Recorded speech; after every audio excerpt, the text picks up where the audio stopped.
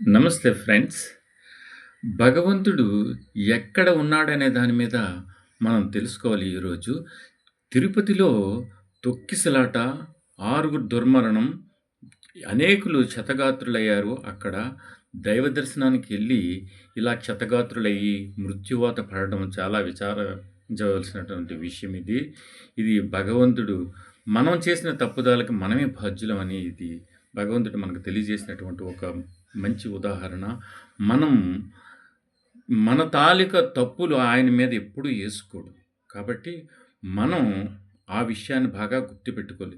దేవుడు ఎక్కడున్నాడు? గజేంద్ర మోక్షంలో గజేంద్రుడు అక్కడుండగానే గజేంద్రుడు ప్రార్థించగా దేవుడు ఎళ్లి గజేంద్రుడిని ఆదుకున్నాడు. ద్రౌపది వస్త్రాభరణ సమయంలో ద్రౌపదిని దైవము అక్కడి నుండే ఆదుకున్నది. భక్త ప్రహ్లాదుని కూడా అక్కడి నుండే ఆదుకున్నాడు భగవంతుడు. కాబట్టి ఇందు గలడందు లేడు సందేహమూలది చక్రి ఎందెందు వెతికి చూసినా అందిందే గలడు. పరమాణువు మొదలు పర్వతం వరకు కూడా శ్రీమన్నారాయణుడే ఇమిడి ఉన్నాడనే విషయాన్ని మీరు తెలుసుకోండి. గుడిలోనే దేవుడు ఉంటాడు అనుకోవడం చాలా తప్పు. భగవంతుడు సర్వాంతర్యామి, సర్వేశ్వరుడు, సర్వము తానే అయి ఉన్నాడు. ఈ విశ్వమునందు నిండి ఉన్నది ఆయనే. ఎవ్వనిచే జనించి జగమెవ్వని లోపల లేనమే అందుడిందు పరమేశ్వరుండెవ్వండు అనేటువంటి పద్యం మనందరికీ తెలుసు. కానీ భగవంతుడు అక్కడే ఉంటాడని మనం పరుగులు తీసి ప్రాణాలు పోగొట్టుకోవడం చాలా తప్పు. నిదానంగా వెళ్ళండి, శాంతియుతంగా వెళ్ళండి, నమ్రతంగా వెళ్ళండి. నీ ముందున్నది భగవంతుడని మీరు మాత్రం మీ పక్కనున్నవాడు, మీ ముందున్నవాడు భగవంతుడని ఆయనలో మీరు భగవంతుడిని చూడగలిగితే పరమాణువులో మీరు పర్వతంలో కూడా మీరు భగవంతుడిని చూడగలిగితే ఈ తొక్కిసలాటకి మీరు మూలకారకులు కారు.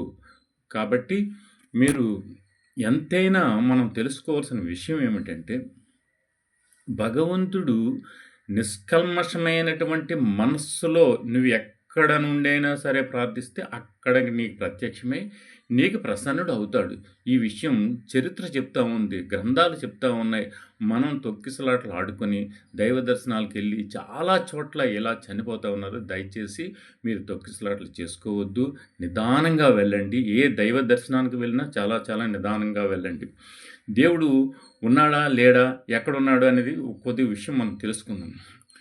నీ శరీరము లోపల గాలి, శరీరము చుట్టూ గాలి, గాలి మధ్యలో ఉన్నావు అంటే వాయుదేవుని మధ్యలో ఉన్నావు నువ్వు.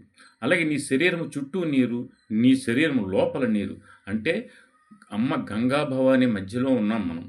నీ శరీరము చుట్టూ ఉష్ణము, నీ శరీరం లోపల ఉష్ణము అంటే ఉష్ణశక్తి అంటే సూర్యభగవాను శరీరంలోనే మనం ఉన్నాము. నీ శరీరము చుట్టూ భూమి, నీ శరీరమే భూమి. కాబట్టి భూదేవి శరీరంలోనే నీవు ఉన్నావు.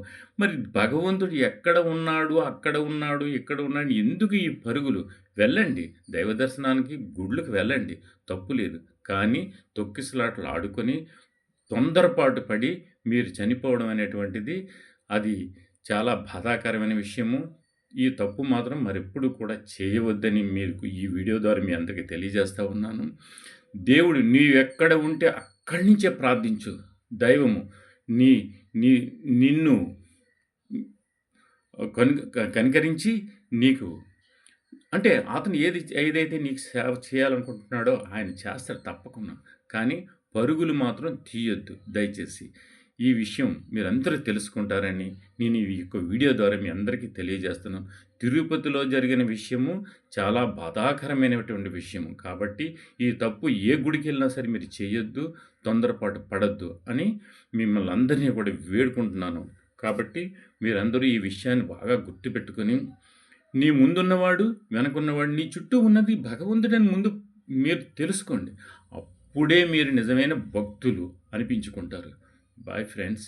ఈ వీడియో మీకు నచ్చినట్లయితే లైక్ చేయండి, సబ్స్క్రైబ్ చేయండి.